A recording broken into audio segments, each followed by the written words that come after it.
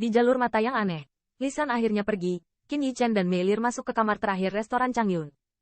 Banyak orang cukup meremehkan langkah Qin Yichen. Lagi pula, dalam konfrontasi dengan Lisan, hampir semua orang mengira dia sedikit keras kepala.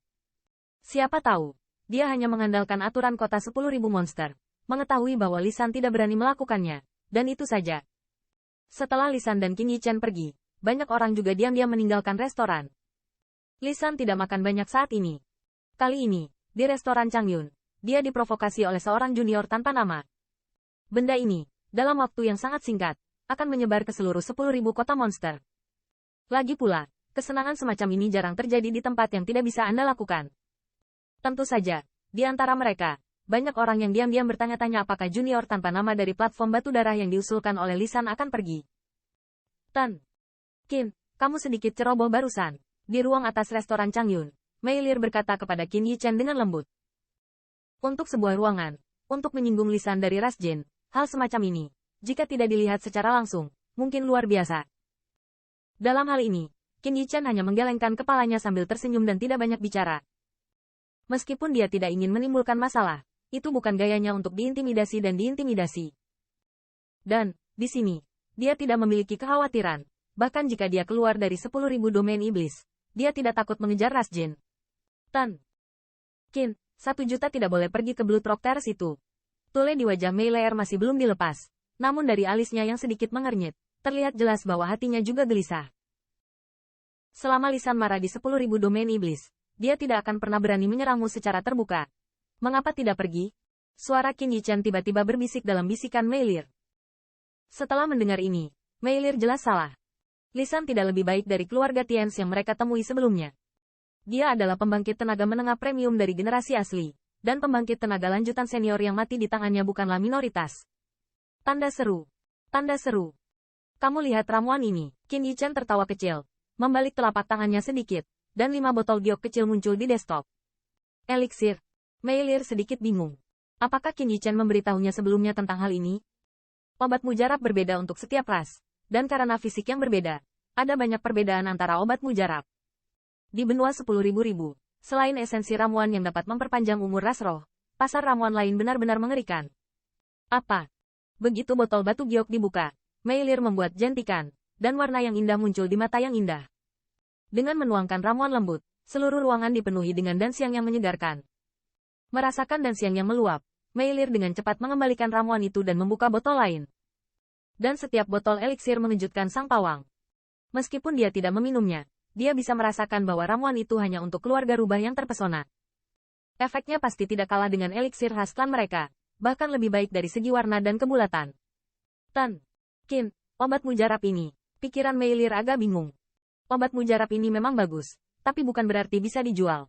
Lagi pula, ras lain bukanlah keluarga rubah pesona mereka. Yakinlah, selama itu bisa diubah menjadi pembangkit tenaga humanoid, ramuan ini akan berguna, dan itu hanya akan lebih baik daripada kemanjuran obat dari ras mereka sendiri. Qin Yichen terkekeh dan berkata, besok, kamu bisa mengambilnya dan mencoba. Apa? Tanda seru. Mendengar ini, Mei Ler menggigil hebat. Selama itu bisa diubah menjadi pembangkit tenaga humanoid, itu akan efektif tidak peduli dari ras mana asalnya. Bagaimana mungkin ada ramuan penentang surgawi seperti itu? Tanda seru. Tanda seru. Tahukah Anda, seperti keluarga rubah, ada banyak ras yang obat mujarabnya masih kosong. Efek ramuan yang diambil Qin Yichen barusan berbeda, dan bahkan Mei Lir sangat menyadari bahwa efek ramuan ini tampaknya lebih dari sekadar salah satu dari kognisinya. Tampaknya ada efek berbeda dalam obatnya. Qin Yichen sama sekali tidak terkejut dengan keterkejutan Mei Lir. Ras manusia awalnya adalah 10.000 roh, dan ramuannya adalah ramuan ras manusia. Di benua 10.000, pembangkit tenaga listrik yang tak terhitung jumlahnya akan menjadi sosok manusia setelah mereka memiliki kekuatan. Meski tidak ada perbedaan kecil dari human race, selama mereka memiliki figur manusia, ramuannya akan efektif. Selain itu, tingkat ras manusia dalam resep obat dan sebanding dengan ras teratas di 10.000 benua. Kompoundannya berada di luar jangkauan ras peak. Oleh karena itu, Qin Yichen yakin bahwa tidak sulit untuk mengandalkan pikiran bisnis Mei Lir untuk menempati tempat dalam bisnis 10.000 benua etnis. Selanjutnya, Qin Yichen secara singkat memperkenalkan kepada Mei Lir efek dari beberapa ramuan yang dia keluarkan. Meskipun dia telah mencoba yang terbaik dengan santai, yang terakhir masih dikejutkan dengan ganas. Lagi pula, konsep senyawa dan belum pernah terdengar kecuali ras manusia, yang sudah mulai menerimanya, di benua 10.000. Bagaimana? Melihat pawang yang tertegun, Qin Yichen bertanya setelah beberapa saat.